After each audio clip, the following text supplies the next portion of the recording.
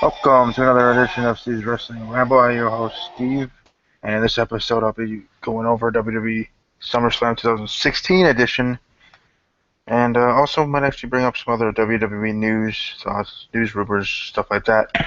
I know I usually don't do too much of that in my episodes. I usually just talk about a show, dig a little deeper into it a little bit, and then move on. I'm kind of a straightforward kind of person, so welcome to those that are watching for the first time.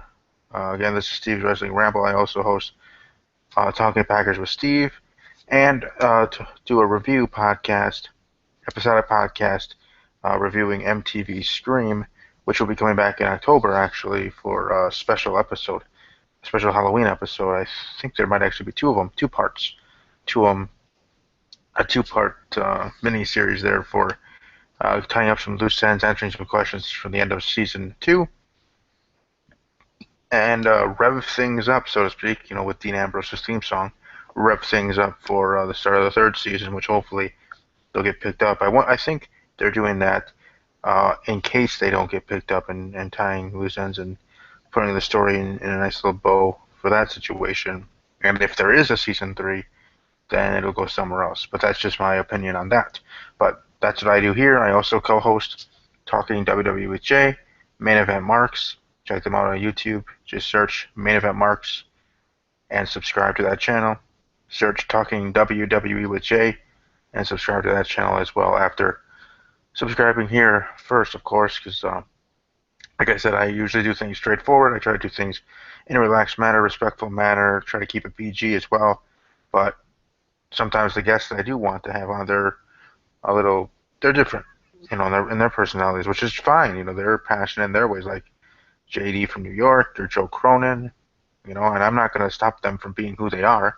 So if I'm able to have Joe Cronin on the show again, which I was able to for my WrestleMania predictions, I'm not going to ask him or make him be anything less than he is, because that would be kind of disrespectful and not right, because Joe's Joe, and you're not going to, even though it is my show and I can quote unquote actually make rules, I like to still have it relaxed and not be that way, and be let the people be themselves. You know, they don't have to be all buttoned up or stiff or anything like that if they don't want to, because it's they because I want them to feel comfortable too. And with that kind of thinking, hopefully others that are within the hearing the sound of my voice here in this episode in this beginning that may be interested in being on the show or uh, doing business with me, whether collaborations or otherwise. That like I said, I don't make people change who they are if they want to be on here, or anything like that, whether male or female. Like I've been talking um, with excuse me, some people here on YouTube, um, actually a couple females that have wrestling channels. Um, so smart women. So hopefully they'll be able to be on the show as well. Also, still trying to hope and wonder, but we will have at some point on the show. We'll have uh, Mikey, Raunchy Mikey here on YouTube. I'll have him as a guest. I know I've been talking about it for the past couple of weeks. So things have come up on his end, and then on my end, and then back and forth, like almost like hot potatoes. Sometimes when you have back and forth with phone calls, that you miss each other and you get each other's voicemail, and finally get to a point where one person calls and the person finally answers, sort of situation too. But um, no, but like I said, this episode will be going over SummerSlam and then some news and notes and stuff like that.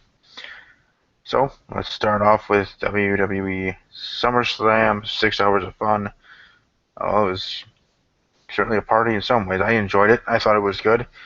Was it great? Maybe not, but it was certainly good. It was interesting, and I think the shock value out of one match specifically being the Charlotte Sasha Banks women's title match, definitely delivering for the pay-per-view. I was surprised. Talking WWJ and Main Event Marks, we do a prediction battle if I ever am able to find a co-host for this show, and then along with having guests and stuff like that for prediction episodes, we'll have a prediction battle here at Steve's Wrestling Ramble. But over there talking WWJ and Main Event Marks, pretty much all of us went with Sasha Banks to successfully, if I can say that correctly, successfully defend her WWE Women's Championship. So Charlotte winning and winning clean. I mean, I think that was not surprising to me. Like her winning at all was surprising, but her winning clean actually was a good point, not a not a bad point at all. Because if she was going to win and win back the women's title, and I'm sure on Twitter, people reactions from the reactions I saw on my Twitter handle at WWE underscore podcast was very mixed, not overly critical of the decision. But if Charlotte would have won and had help from a returning Ric Flair, her father, or Dana Brooke, or something like that, where she's in a true heel fashion winning, I think more people in the WWE universe would be up in arms with that decision. You know what I'm saying? So, at least in my opinion, that's what I would think. Like the fact that she went clean, she beat Sasha, I guess, quote unquote, fair and square.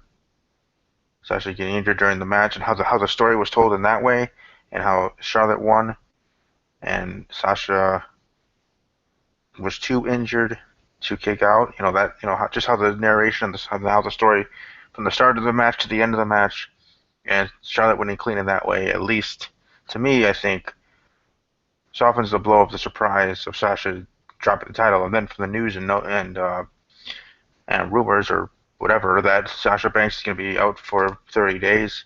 At first, people were worried maybe she's going to be having a new list of suspensions for the wellness policy, but no, that's not the case. Sasha's a very smart woman, you would think all of the WWE superstars, men and women, not to do that. But specifically in her case, I don't think we would ever see, unless she's tricked into it from someone else that she trusted.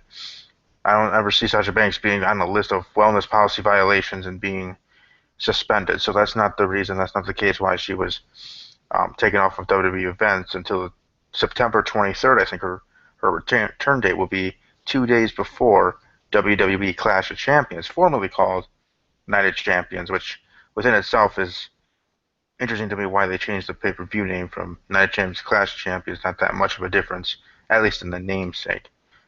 So from that to Brock Lesnar and Randy Orton, the finish of that match, I've said I'm talking WWJ and also on Matt and Madness on Blog Talk Radio.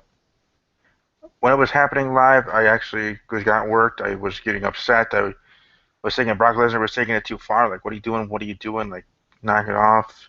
We know you're a badass and you're awesome and you're all this, but no, you're going a little too far. Like, I was like legitimately getting pissed off. So, congrats to Brock Lesnar, WWE, even Randy Orton and others on something that's so well that it got me upset, it got my emotions going. And you know me, I'm a chill, relaxed kind of guy. As you can tell from my podcast, I don't swear too much or raise my voice too much and get all aggravated. But in that situation, obviously it wasn't on camera, but on that situation I kind of was. Even doing like fish a Hulk fist smash, smashing on my couch here while that was happening. So just so you know, I can actually show emotion. I might not come here on screen or on camera for my podcast. I just on my shows I show my emotion, relaxed, general way. But there, without the camera, watching the WWE pay-per-view, SummerSlam, and watching that finish was like, what the heck are you doing, Brock? Like I was legit, like I said, legitimately getting pissed off. And then again with hearing what happened with Chris Jericho and the altercation there with Brock Lesnar, like a gorilla position and everything, and having to be broken up by Triple H and Vince McMahon. It was nice to see Jericho standing up for his fellow Madre there, so that was nice to see. But like I said, that was happening. It was kind of upsetting. Finn Balor winning the Universal Championship, being the inaugural champion, that was pretty awesome. And then the news of him being injured and being out 6 months. Now I'm hearing from some reputable sources, from dirt sheets and from YouTubers as well, other YouTubers like BC Amplified and others, that that he may be out even longer, which might make him completely miss WrestleMania, which would suck. Hopefully, he can actually be back for WrestleMania, win back his Universal Championship at WrestleMania, and be a two-time champion. But at least in a span of 69 months. So it's not like he's becoming a two-time Universal Champion in 3 months. You know what I mean? So at least it's not that way. It's the right way, I guess, so to speak. So that, trying to think of some other things from Enzo and Cass losing to Jericho was kind of surprising.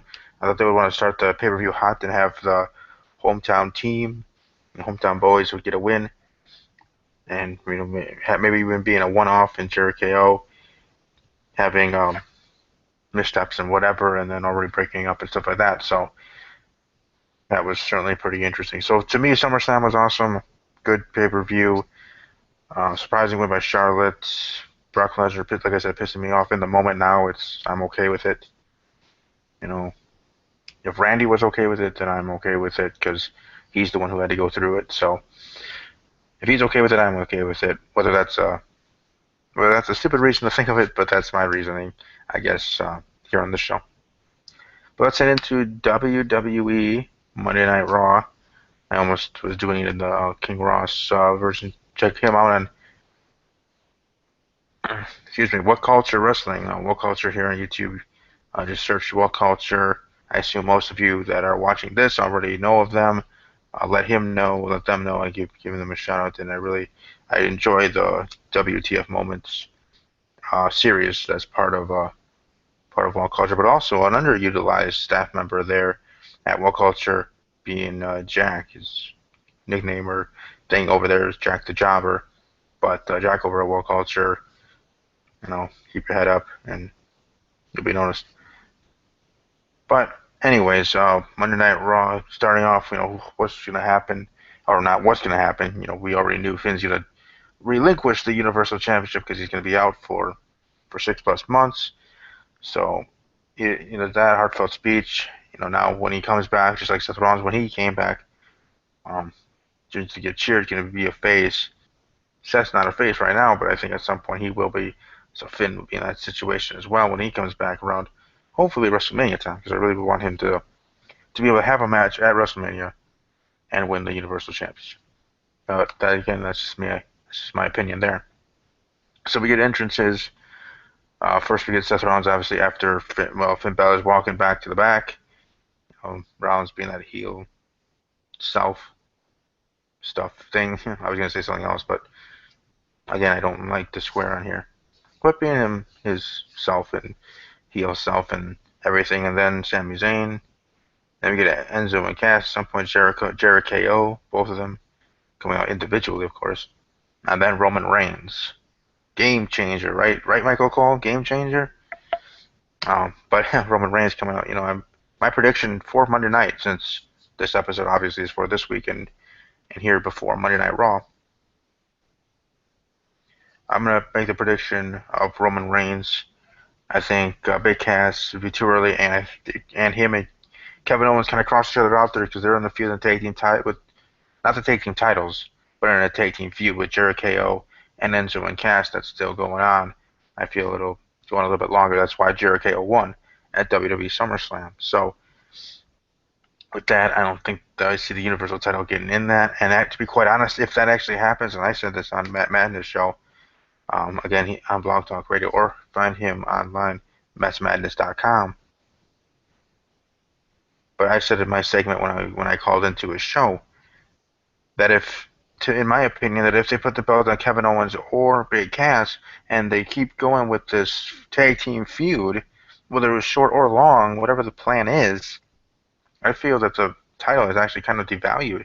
Not by the actual superstar, not saying Owens sucks or Cass sucks. No, as a fan, I'm going to be cheering for Big Cass to win, as a fan in me.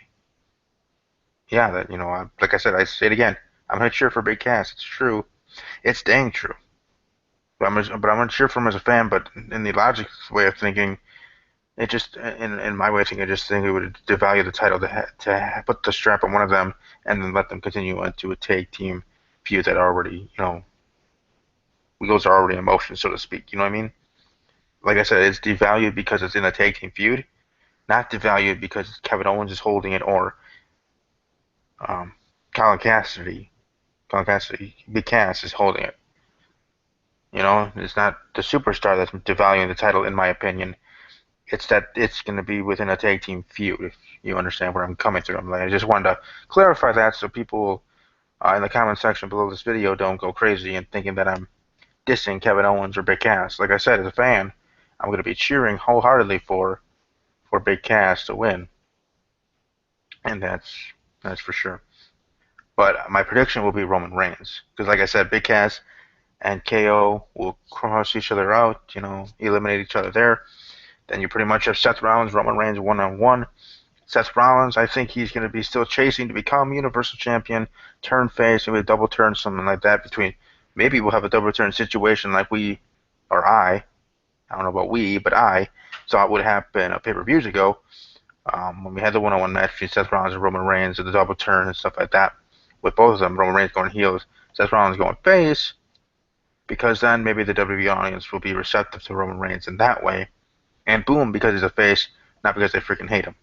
You know, because he's doing his job as a heel, you know, people will actually enjoy him there as a heel, and Rollins being a face just because of his comeback, his 24, series thing that was on the WWE 24, his story there, Road to Redemption. So I think that would be actually the cool way to go, smart way to go. That's the way I would go, booking it and have Roman Reigns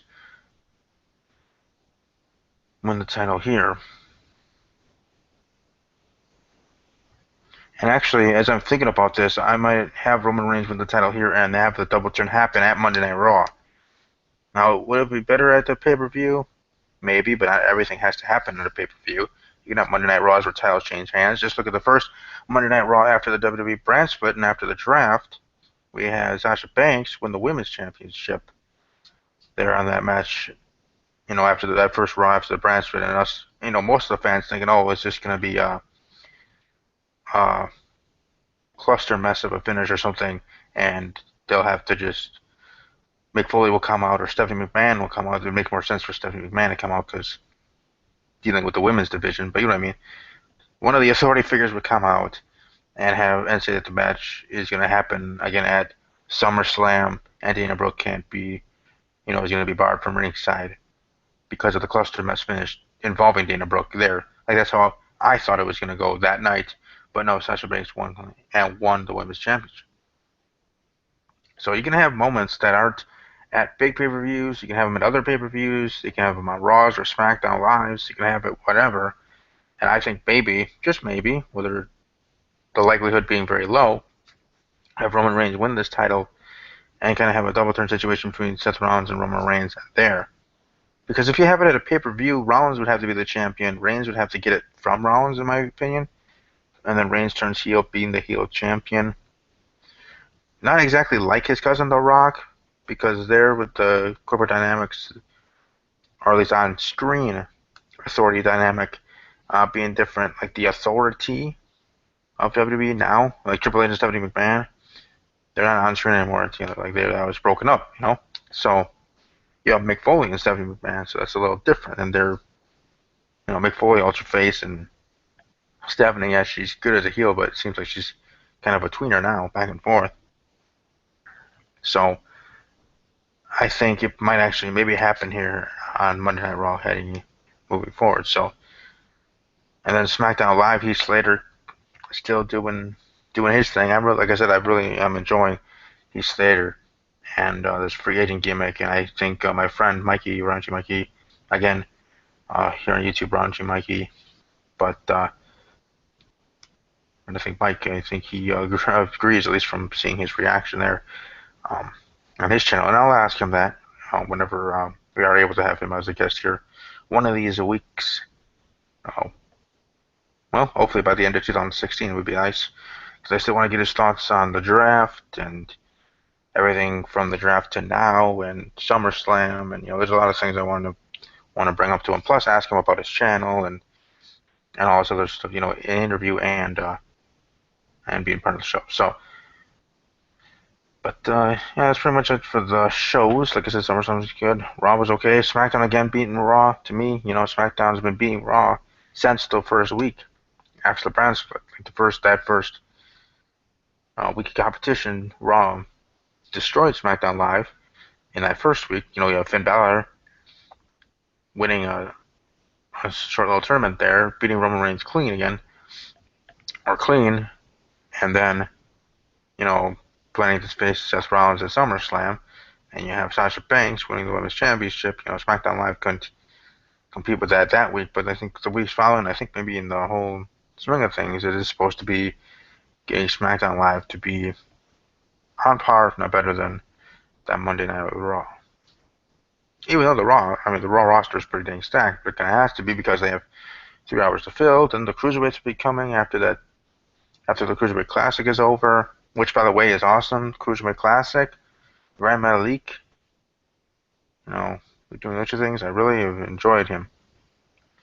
I think I heard he's signed to WWE now, and looking forward to see him, whether it's in NXT or part of the Cruiserweight division on Monday Night Raw.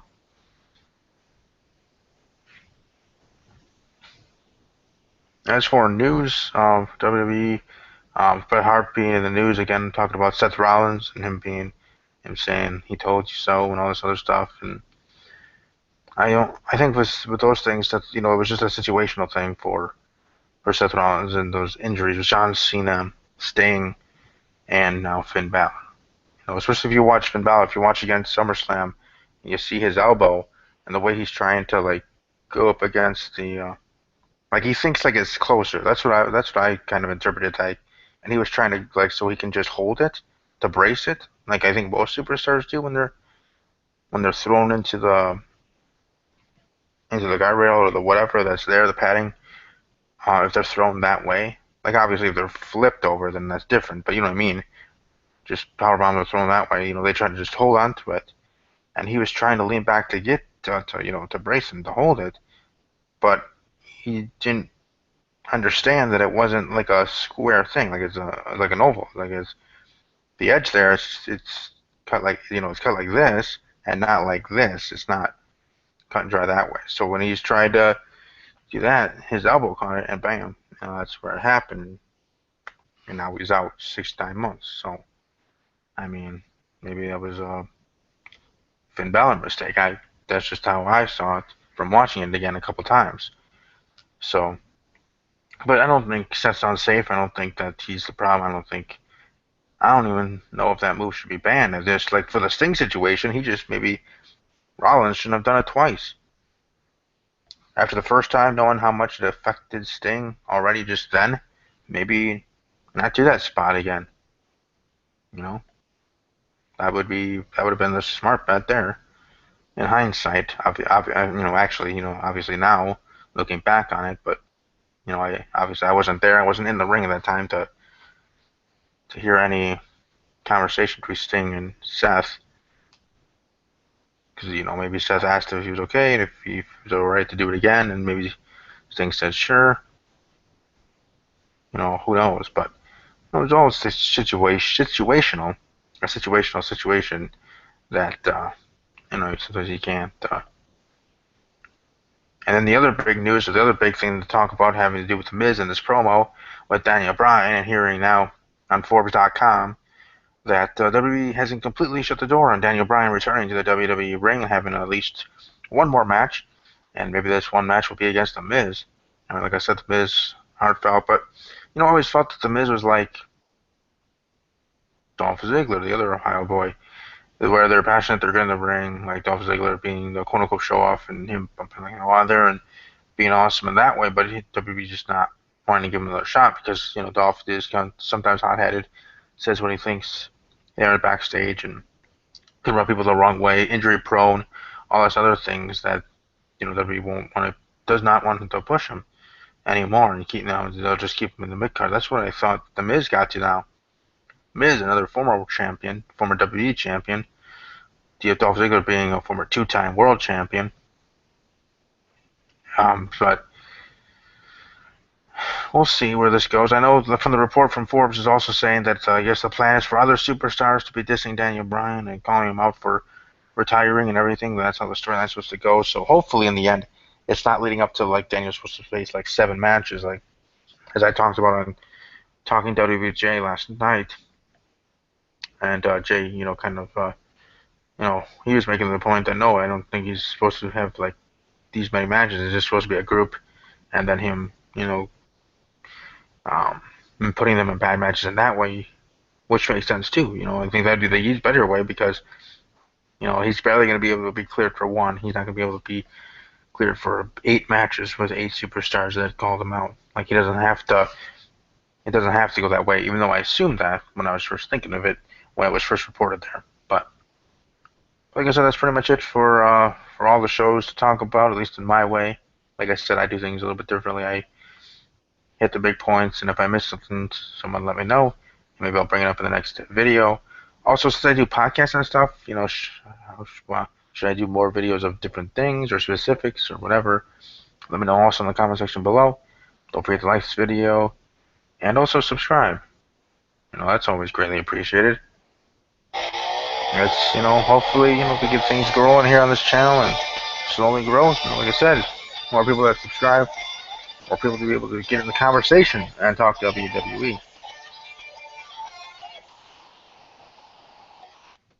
But as always, take care.